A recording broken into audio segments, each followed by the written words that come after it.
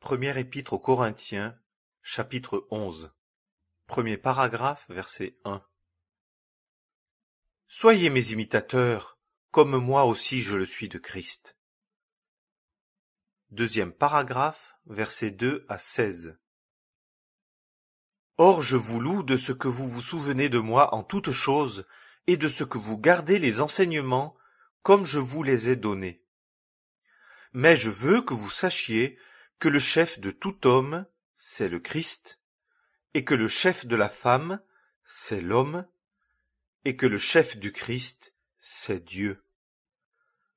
Tout homme qui prie ou qui prophétise en ayant quelque chose sur la tête, déshonore sa tête. Et toute femme qui prie ou qui prophétise, la tête découverte, déshonore sa tête. Car c'est la même chose qu'une femme qui serait rasée. Car si la femme n'est pas couverte, qu'on lui coupe aussi les cheveux.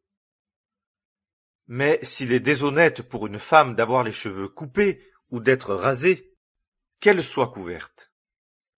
Car l'homme étant l'image et la gloire de Dieu, ne doit pas se couvrir la tête. Mais la femme est la gloire de l'homme. Car l'homme ne procède pas de la femme, mais la femme de l'homme. Car aussi l'homme n'a pas été créé à cause de la femme, mais la femme à cause de l'homme. C'est pourquoi la femme, à cause des anges, doit avoir sur la tête une marque de l'autorité à laquelle elle est soumise. Toutefois, ni la femme n'est sans l'homme, ni l'homme sans la femme dans le Seigneur.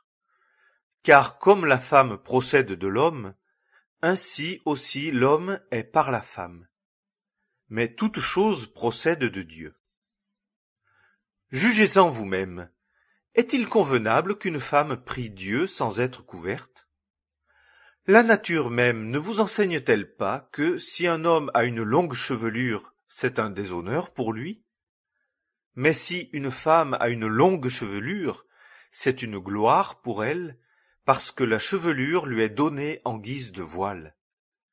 Mais si quelqu'un paraît vouloir contester, nous n'avons pas une telle coutume, ni les assemblées de Dieu. Troisième paragraphe, versets 17 à 19. Or, en prescrivant ceci, je ne vous loue pas. C'est que vous vous réunissez, non pas pour votre profit, mais à votre détriment. Car d'abord, quand vous vous réunissez en assemblée, j'entends dire qu'il y a des divisions parmi vous. Et je le crois en partie. Car il faut aussi qu'il y ait des sectes parmi vous, afin que ceux qui sont approuvés soient manifestes parmi vous. Quatrième paragraphe, versets 20 à 34. Quand donc vous vous réunissez ensemble, ce n'est pas manger la scène dominicale. Car lorsqu'on mange, chacun prend par avance son propre souper, et l'un a faim, et l'autre s'enivre.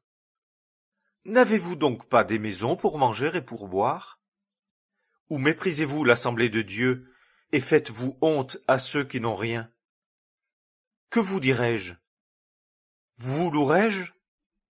En cela je ne vous loue pas. Car moi j'ai reçu du Seigneur ce qu'aussi je vous ai enseigné.